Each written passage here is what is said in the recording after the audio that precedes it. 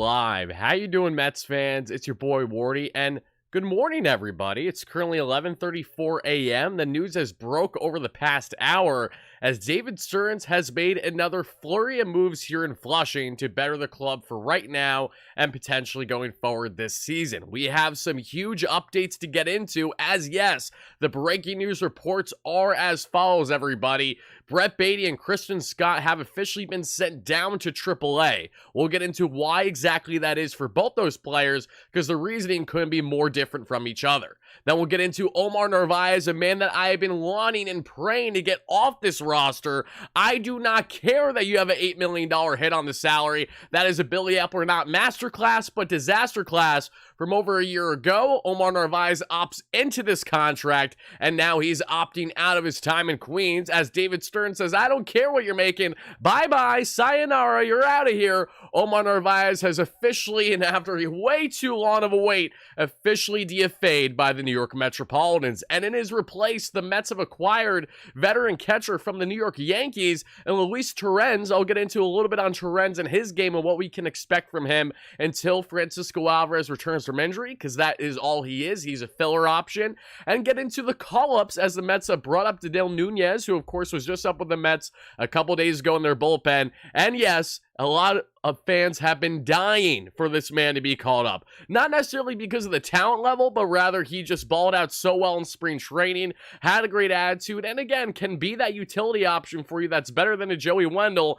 Enter Jose Iglesias, everybody. Those are all the flurry of moves that have happened. We'll get into the reasoning for them all here shortly. We'll get into the numbers a bit as well as to why these guys were sent down, DFA'd, and called up, and everything in between. But if you guys can do me a favor and smash that like and subscribe on as you first chime in, greatly appreciate everybody for the most consistent coverage on all things New York Metropolitans here on YouTube and now on Twitter X, as I'm sure many of you guys are watching there too. Not directly affiliated with the Mets or SNY. How you doing, everybody? I see Scott, Jared, Lucas, Irv, AC, Alan, John, Blacklisted Outdoors, my man. How are you? Long time no see. E likes Mr. Nody. Let's see what the heck is going on. I know, again, a flurry of moves here in Metsland. Any updates on Ryan Rizzo? Nope, he's just still rehabbing as he's working his way back from his tear that we saw this past offseason, unfortunately. But guys, a lot to get into on the news here. Shout out to our amazing sponsor, as always, at BetUS, America's #1 sportsbook. We'll talk about them a little bit later here in the show.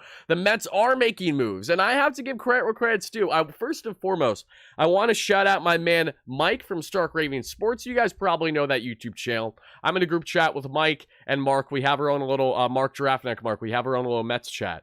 And if it wasn't for the fact that I didn't have my notifications off, because I usually do with all the group chats I have, because not that I don't want to be part of group chats, but I just hate when it's because I have my my vibrate on usually for my phone. I hate when it buzzes constantly and the ringer's going off and all that stuff. So I usually have them muted. I didn't for this one, and I woke up to Mike sending me this flurry of moves. So shout out to you, Mike. Thank you so much. Greatly appreciate that. I got my little ass out of bed, and we're here talking. So let's break it down. Let's get into the Mets moves. What? Why Scott? Exactly. We are going to get into it, as always, folks. Moves equals a sense of effort. I appreciate it 100%. Yep, this is David Stearns again, just trying to make the proper moves for the team at the time.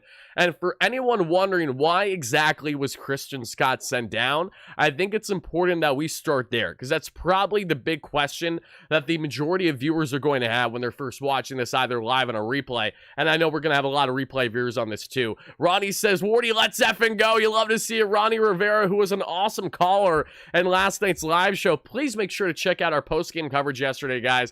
Went an hour long, took a bunch of callers, had a lot of fun as the Mets finally snapped their losing skid and won yesterday in a comeback heroic fashion, thanks to Francisco Lindor, thanks to Pete Alonso, and thanks to JD Martinez and that pitching staff, as the Mets won game one of a 4-game set against the Arizona Diamondbacks by a final score of 3-2. All right, guys, let's talk about it. Why was this man sent down? Because I'm all with you. As soon as I saw Scott getting sent down, I was like, are you fucking kidding me? Is this actually happening right now? Why? It doesn't make any sense. I know Christian Scott hasn't taken the league by storm since his first start or two in the bigs. It doesn't change the fact that this guy is very much MLB caliber and should be in this rotation for the entire season, barring any drastic changes. But as Jeff Passan initially broke the news earlier today, the reasoning is as follows. The Mets simply do not want to have a six-man rotation for their London trip. They have multiple days off for that London trip next week that we know, and in doing so, they don't want a six-man, and they want to have more reliever options. So Christian Scott, between him also being on somewhat of an innings limit, I have heard that through the grapevine, that has been relayed here in these recent articles that I will reference here, that I'm referencing at the moment, folks. But Christian Scott will return to the Mets probably right after their London trip, facing off against the Philadelphia Phillies for a pair of games. So for anyone saying, oh my goodness, Christian Scott is going to be down in the minors for how long now? That's absolutely ridiculous. That makes no sense. I agree. It would make absolutely zero sense if that were the case. However, that is not the case here. What is the reality is Christian Scott will be back with the Mets shortly, but for the time being, he is being sent down, and I don't have any problems with that once I understood the reasons as to why. Having more fresh pen arms is always important. We know that, especially with this bullpen. Wanting to make sure that these guys, of course, can have some length and not, being screwed with a six-man in a situation like this. And also wanting to make sure that, again, for Christian Scott, that you're just being wary of his innings this season, especially in a year for the Mets where we have absolutely no clue what is going to be happening with them, right? So that is the latest on the Christian Scott front. It's because of innings. It is because of the six-man rotation when you don't need it for your London trip and for having fresh bullpen arms. So those are the 3 bullet points as to why that happened. And before I get into more on the other flurry moves, I would love to know your initial reactions. Everybody in the live chat watching live on YouTube right now, for people that watch this on Twitter, hit that like, that follow button, that retweet button. Thank you so much. But no, I will only be interacting with our live viewers here on YouTube per usual, so make sure you subscribe to the WardyNYM platform on YouTube if you haven't already. Thank you so much in advance. We got my man in here from Japan. That is fantastic. Marcus, thank you so much for chiming in. I have no clue what time it is in Japan right now, but I greatly appreciate you taking the time, my friend. And guys, I just want to know, again, how do you feel about these flurry of moves? We'll get into exactly more on the reasoning for all of them. I got it all pulled up for you here in 1 second, folks. Also, give me 1 more second as I'm going to make sure that everything is properly set up here. Just going to put some hashtags in on Twitter quick, because that never hurts with these kind of things. And then we will continue to get the ball rolling. But yes, Mets flurry of moves has happened. Christian Scott and Brett Baty on the roster, not on, the overall roster, yes, but on the big league roster right now, it is no more. It's midnight in Japan. That is crazy. Actually, that isn't terrible, though. It could be much worse, right? So appreciate you taking the time, my friend. Jordan Simpson, my man, comes in here and says, let's go. Absolutely, Jordan. Appreciate the text earlier. Hope you're doing well, my man. But guys, I'm sorry. There's one thing that sticks out like a sore thumb, far more than anything else. Can we just take a round of applause for David Stearns to say, hey, Omar, thanks for nothing. Sayonara. Goodbye. Guys, when I did my 5 Mets who will not return this season video, this past offseason, I went 3 for 5 on my picks. The 2 players that I got wrong, one of which I knew was a toss-up a bit, that being in DJ Stewart, because I knew that he had a minor league option. I didn't know exactly how David Stearns would feel about someone like DJ adopting the roster. Secondly, it was Omar Narvaez, because even with Narvaez opting into that $8 million option for the 2024 season, let's be frank, earmuffs, kiddos, he's dog shit. There is nothing, nada good about Omar Narvaez. What has Omar Narvaez done that's been good for the Mets? He got a walk-off hit for us the other day. His first at Citi Field, which again was still a pitch where he was behind on. That's why I had to go oppo and poke it the way he did. Omar Narvaez went 0 for again yesterday. He had a nice strike him out, throw him out play, and that is his final time ever playing in a New York Metropolitan uniform. Or at least I pray and hope. Because this is a guy that, again, does not justify whatsoever being on this roster yet again. Another wasted space and another piss-poor signing under Steve Cohen when acquiring catchers. James McCann and Omar Narvaez, they're going to have a steak dinner tonight, because these are 2 guys getting their contracts eaten by Steve Cohen while not having to do a damn thing with the organization anymore. So, for everyone that is an Omar Narvaez lover, you're in the minority one. I'm surprised. This also makes me think, too, because I was listening not long ago. I saw on, you guys all know Evan Roberts, right, on WFAN. especially over the past couple weeks. Evan was saying how much he's taken Omar Narvaez every day of the week over Tomas Nido. And I've been the complete opposite the entire time. And it's reasons like this. Narvaez isn't good. He's done nothing but be a net negative on this team.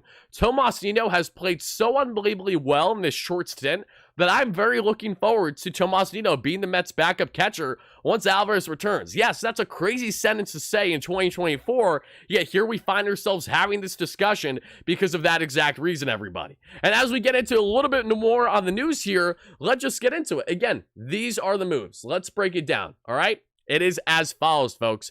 And shout out to BetUS. As always, this was initially from Joel Sherman. The Mets are sending Brett Baty and Christian Scott to the minors. Jose Iglesias and Daniel Nunez are being promoted. Finally bringing up a reserve middle infielder in Iglesias. Again, Jose Iglesias now, folks, is going to be the Mets' new Joey Wendell, especially with Brett Baty being sent down. This is exactly why.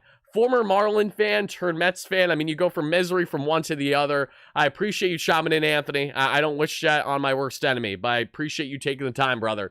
But as we just take a look here for a second, let's just go through the numbers. Let's just share some context, okay? Because Brett Baty, I love Brett, but we all know David Stern said it literally a couple days ago. It's not sustainable with the roster configuration. So what does this mean? Brett Baty's being sent down because they're giving the keys to Mark Vientos. Yes, you heard that correctly. It is now Mark Vientos' job to lose for the foreseeable future at the hot corner. Vientos, of course, has been all the more impressive than Baty in a shorter sample size with his power, and honestly, he's perfectly competent defense at third base for the most part. So Vientos, he's going to have his hiccups. He's definitely going to go through some ruts where it's like, wow, this is clearly a guy that's a big swing and miss. That's very much part of his game. But I'm really excited to see Vientos really for the first time in his major league career get something that he hasn't gotten. Brett Baty has been the Mets' golden child over the past couple years that we know. He has been the guy outside of Ronnie Mauricio that they have had a lot of faith in at the hot corner. But with Baty's continued underperformance and underwhelming play, and Vientos' brilliance is in his short sample sizes, this now warrants giving Vientos a shot, especially in a year where you're just trying to figure out where you're at as an organization. And I think that's an important thing. The reason for Scott, again, Jesse, is simply innings. It's not needing a 6-man rotation for the London trip. He'll be called up literally right after the London trip, more than likely. He's basically just missing a start, if anything, which is not a bad deal whatsoever. But let's get into Baty. We'll get into Narvaez. We'll get into also Luis Torrens, the catcher the Mets acquired today. It's not a massive news on the Torrens front because he's only going to be the Mets backup catcher until Alvarez returns. So another week or so. But still, interesting move and already a better option than Omar Narvaez. But let's start here with Brett Baty, everybody. This is per Fangraphs as always. You guys can check out this information yourself. Brett Baty so far this season, 4 home runs, 15 runs scored, 16 RBIs, a 225, 304, 325 clip. So we're looking at a 630 OPS, 88 WRC plus, which means he is 12% below league average as a batter. Brett Baty last season in 108 games had a 68 WRC plus. So again, he is better than last season. That is 100% true with Brett Baty in his game, but he's not made the leap significant enough to warrant him getting consistent playing time. Again, I love Baty. I want to see him thrive as much as humanly possible, but clearly right now with how the team is currently looking, they're just in a position where they're going to pick one or the other, and they want a true utility option off the bench, and Baty is not that, nor do they want to develop him as one. So that is the reasoning behind Brett Baty. So those are the numbers there. Again, Baty, 225 average, 304 on-base percentage, 325 slug, and 49 games and 169 nice plate appearances for the Mets this season. When we look now in comparison to Mark Vientos, I understand that, again, it's a smaller sample size, but there's no denying that Vientos already has one gap to gap and has exemplified power in a way that Baty simply hasn't for the vast majority of the season. And Vientos this season, in just 14 games and 48 plate appearances, has 3 home runs, 7 runs scored, 6 RBIs, a 295 average, a 354 on-base percentage, and a 591 slug for a 171 WRC plus. Just for context, and I understand this is a very small sample size, but just to relay this, everybody, this means he's 71% better than the average batter in baseball. So just to relay this a little bit further, I know it's only 14 games, but Brett Baty has not ever had a 14-game stretch anything remotely close to this. Baty has had brilliance for a week or so, and he was hot for the first couple weeks of the season. Then, unfortunately, he had that little hamstring injury, and it's been derailed from there. But trust me when I say that Omar Narvaez is the biggest standout today, in my opinion, of Mets flurry of moves that have happened. And if you're wondering, Wardy, just how much of a schmuck is Omar Narvaez? Just how, pardon my French, dog shit is Omar Narvaez? And I mean blunt like this because I cannot stand another day of that man, one, in this lineup, and two, being our catcher when he's such a net negative. Now, to show you Omar Narvaez and this disgustingness, when I tell you he has been so shit, look at the numbers, folks. This is Omar Narvaez. 28 games, 69 play appearances, 4 runs, 5 RBIs, a 154 average, a 191 on base percentage, a 185 slug, not even a 400 OPS. Do you know how impressive it is to be that bad of a player? Enter Omar Narvaez. We're looking at a 12 WRC plus. 12. The league average is 100. 100. Literally, you could put my ass out there, and I might be able somehow to get on base by getting hit by a pitch I lean into, doing my best Michael Conforto impression, because that is how horrendous Omar Narvaez has been. If you're wondering, oh, Omar wasn't all that bad when he played last season. Oh, yes, he was. He was great. What, he had a hit against the Marlins in the first series or so of the season? Then he gets hurt. Francisco Alvarez takes over as catcher. The rest is history. 49 games, 146 plate appearances this schmuck got last season. 2 home runs, 12 runs scored, 7 RBIs. Guys, a 211 average, 283 OBP, 297 slug, not even a 600 OPS for his 64 WRC plus last season. He was a 0.0 WAR player last year, -7 on the offense, but plus 2.4 defensively, which honestly is surprising to me. This season, -7.1 offensively per Fangraphs, and -3 defensively. He is such a net negative player. He was so bad. And now the Mets again have cut dead weight that was long overdue, but they finally did it. How you doing, Wicked? How you doing, Eugene? How you doing, Master Matt? How you doing, everybody? Chiming in. Carlos Ortiz, great member. Only 1 hit at Citi Field. Exactly. He's a bum. And now he's out of here. Pep Mets with a $20 house says, I'm actually glad Stearns is trying to make this his team. Small market or not, he did a great job with the Brewers, and if those types of moves make the Mets better, I am all in. This automatically makes the Mets better. Again, they're not going to go out and win the World Series now, but I'm telling you, these are little steps in the right direction. Understanding roster configuration, David Stearns knows that better than a lot of respective GMs and president of baseball operations in the game currently. Thank you so much for the donation, Pep Mets. I greatly appreciate that. So, we talked about the schmuck that's coming out of town. Now let's talk about the guy that is coming into town. And that is, again, Mr. Luis Torrens, the 28-year-old catcher from the Yanks. He's been on 2 teams this year, including the Mariners, I believe, in 18 games and 30 play appearances, guys. So mind you, small sample size, already light years better than Omar Narvaez could ever be. We're looking at 1 run scored, 4 RBIs, a 250 average, a 300 OBP, a 357 slug, so at least a 657 OPS, and an 82 WRC plus, which means he's just under 20% worse than the average batter in baseball. For context, again, Omar Narvaez's WRC plus, league average is 100, he's at 12. 12. So even if Luis Torrens barely gets any at-bats, just plays a couple of games until Alvarez returns from his injury, in which he had a 3-run ding-dong yesterday, which we appreciate. Thank you so much for that, Albie. It's okay. I'm perfectly fine with Torrens being the backup for the time being. And you want to know what I love most of all? Truly, most of all, is the fact that the Mets could have waited until Francisco Alvarez returns off the injured list in order to DFA Omar Narvaez. But David Stearns saw that man go 0 for once again yesterday and said, F this, I am done with this schmuck you call a player. Get him the hell out of Flushing. Flush that schmuck down the toilet, is what David Stearns said. And I thank you, David, because we all are in the same agreement there. So that's all the flurry of moves there. But let's get into one man who was called up, One man that I know a lot of you Mets fans are very excited about. One man that truthfully I didn't think we were going to see at any point this season, so I am pleasantly surprised. I don't want to necessarily say pleasantly, but it's like, okay, this is happening. He's our new utility guy. It is what it is. Let's talk about Jose Iglesias. Remember this guy? Remember when, again, he took spring training by storm, and a lot of you guys are buying into spring training numbers, which is the worst thing you could possibly do? Well, enter Jose Iglesias here, because Iglesias, so far this season in AAA Syracuse, has 7 home runs, 29 RBIs, and 165 at-bats, 26 runs scored, 45 hits, a 273 average, a 309 OBP, and a 751 OPS. For those that don't know Jose Iglesias is a long-time infielder in the game of baseball. Always a high-contact hitter. Feels like yesterday when he was traded to the Boston Red Sox a couple years ago and was just absolutely fantastic for them in a short sample size when he was back there.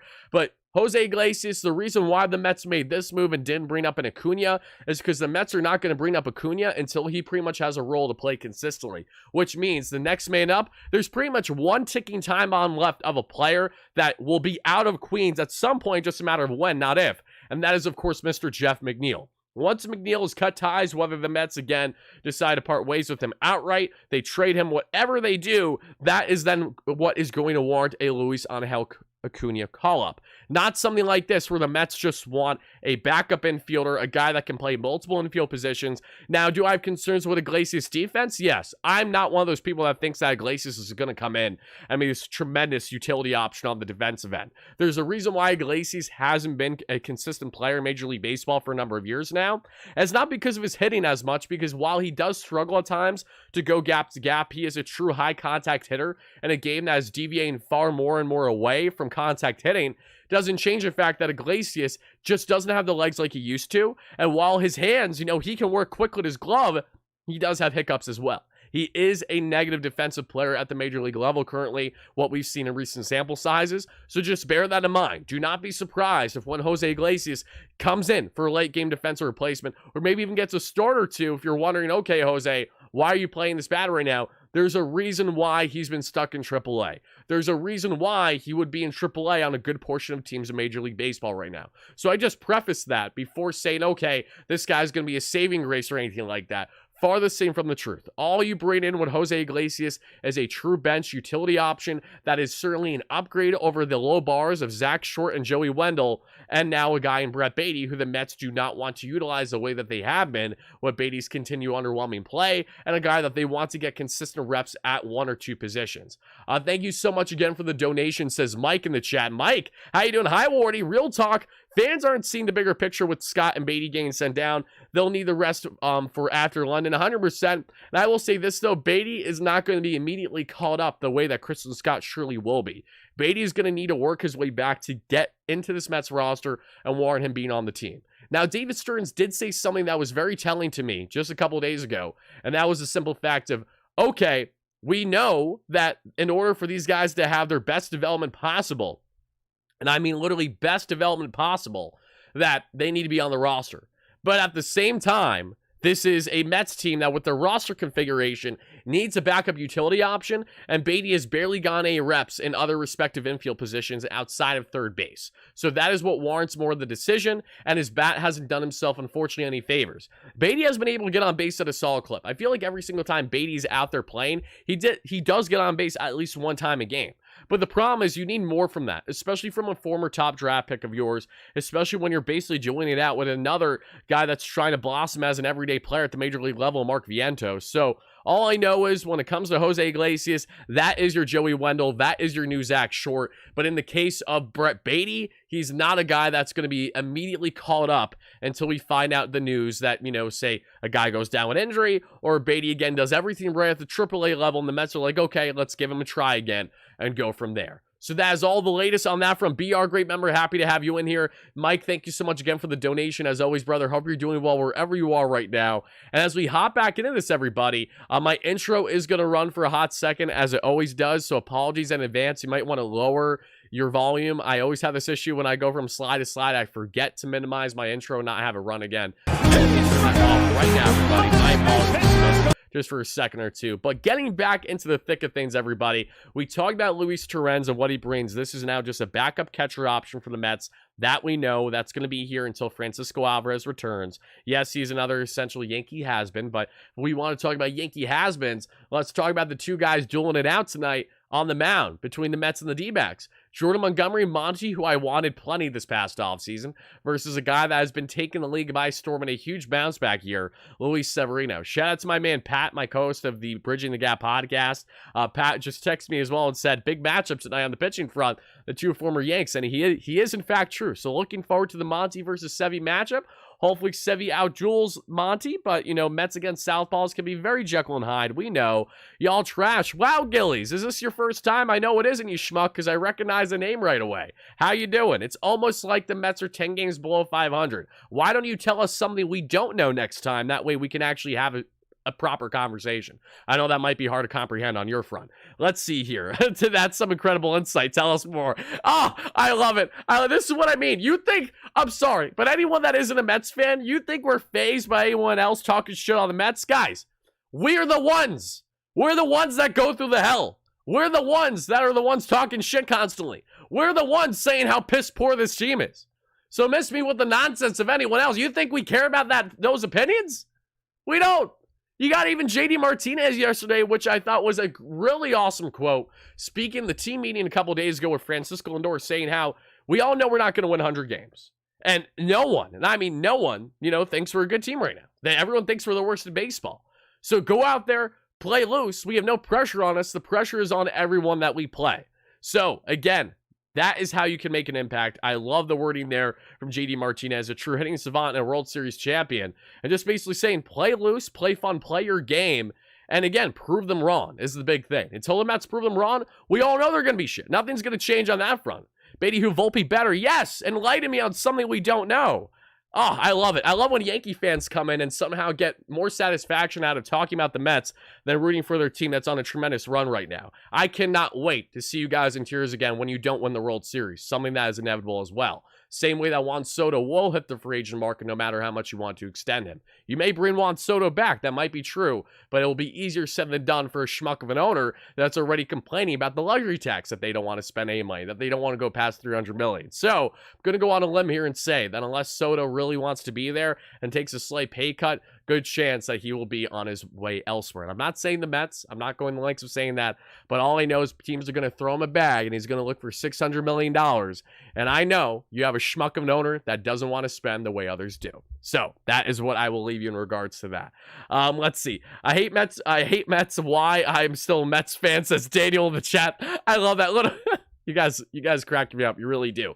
But yeah, that's pretty much it, everybody. Just a flurry of moves in Mets land. Again, as follows. Brett Baty and Christian Scott have been sent down. We understand the reasonings as to why. Jose Iglesias, Danil Nunez has been sent up. I like Danil Nunez quite a bit, the reliever for the Mets, when he's been called upon so far this season. Actually, before we get out of here, let me just show you Nunez's numbers here briefly. And actually, before I show you before I show you guys Nunez's numbers, let me just tell you guys briefly about our amazing sponsor here on the channel at BetUS. Because, guys, in our post-game coverage yesterday, I was telling you what was going right and what was going wrong with my picks. Yesterday, guys, we hammered the Dallas Mavericks spread at plus 4.5 and the New York Rangers puck line at plus 1.5. And you want to know what happened?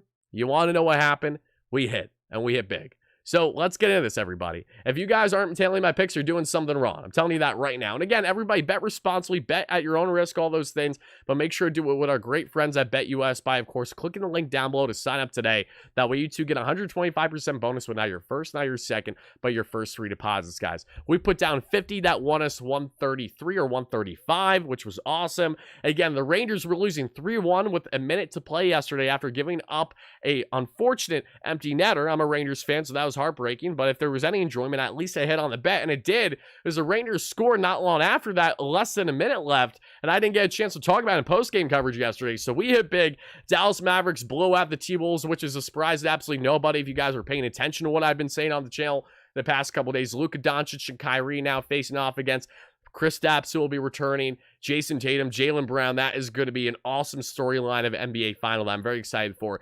Mavs in 6, baby. Heard it here, folks. Heard it here first, I should say. But when we take a look now at the baseball slates that we got today, let's just take a look at some games that maybe we're going to like and throw some money on. Again, everybody, bet at your own risk. Bet responsibly with our great friends at BetUS. We have the Mets as the money line favorite tonight. Hate that. Already hate that. Not even bothering with the Mets today. I rarely bet on the Mets for obvious reasons. Even when I think they're going to lose, I don't want to bet on them losing because I hate doing that. I really do. All right, we got the Atlanta Braves here. Obviously like that matchup against the Athletics tonight. We got the Kansas City Royals versus the Padres. That's going to be a good one, too. Very excited for that. Pirates versus Blue Jays. That's a nice matchup as well. We got the M's versus the Angels. I like that, too. M's, their offense concerns me. Oh, even Tigers, Red Sox. There's a lot of really good games tonight. O's, Rays. Holy guacamole. Take your pick, folks. All right, right off the riff, a couple really stood out to me here. Phillies, Cardinals as well. I mean, I know that Arenado has been swinging the bat better, and so has Goldschmidt. But if we're going to do a little 3-pick parlay, let's do the following. We're going to take the Philadelphia Phillies, like that pick there. And, of course, this thing is going to freeze on me. I don't know why that exactly happened, but we're going with the Phillies. I also really, really like the Baltimore Orioles against the Tampa Bay Rays in a close division matchup tonight. We're going to go O's there. And then to cap it off, Tigers, Red Sox is too close. Really like that matchup, though, for both teams. We're going to play a little bit safer here. Again, not the safeness going to the degree of the Braves here at minus 215 because, again, those odds just aren't the best. But I'm going to go here Mariners at minus 155 against the Angels. That is going to be my 3-pick parlay. And that 3-pick parlay means if you put down 30, that will win you 100. So that is the bet that I will be placing. Good luck to everybody. Well, your respective bets today. If this doesn't hit, sounds like another day that ends on Y. And if it does hit, that'll be like, okay, these are some of the bets I've hit this week. Every single week I've hit multiple bets. I've also lost a couple bets. So it really just fluctuates on not only my personal bias fandom sometimes, but also what is going on in the league and what is the course of action with the trends of teams either playing really well or playing really bad. But that's the bet I'll be going with. And again, shout out to our great friends at Solar MLB. But now getting back into this one, you folks, Yoshima with the $5 hollow says, everyone's saying Lindor isn't a leader, and yesterday he said, hold my beer. Yep, Lindor did everything possible. Lindor quite literally said, I'm just going to take the team meeting that I started to heart. That is exactly what he did. And we appreciate that. Appreciate the donation as well, Yoshima. Thank you so much for that, my friend. 1-250. There you go. Yesterday on a 4-leg parlay. Congratulations, Thomas. That is fantastic, my friend. Love to hear that. Let's see here also in the chat, guys. Never like Baty from day one. I know that a lot of fans have, a toxic relationship with Brett Baty. I know that you guys are love and hate when it comes to Brett. But I'll just tell you personally, I will always have a soft spot for Brett Baty. I'm rooting hard for him, and I really hope that sooner rather than later, he can find his game consistently the way that we know he hopefully can. Scott was sent down again for innings limit, for bullpen configuration, and for not needing a 6-man for the London trip. He will be back after the London trip, everybody. But guys and gals, that is going to do it for the live show. I want to thank you all so much for watching. I just wanted this to be a quick hitter today. Didn't want this to be long-winded. We will be back live today for, if not pregame, then certainly post-game coverage. So I hope to see you guys there. We do take live callers plenty. We have been having special guests on and everything in between. So if you guys didn't check out yesterday's post-game segment, highly implore you all to do so. Thank you all so much in advance. The Mets look to continue to climb to get to 500. Only 10 games back. So, who knows what the hell's going to happen on that front. But thank you guys all so much for watching. These are the latest flurry of moves in Mets land. And I'll see you all later tonight for our post-game coverage.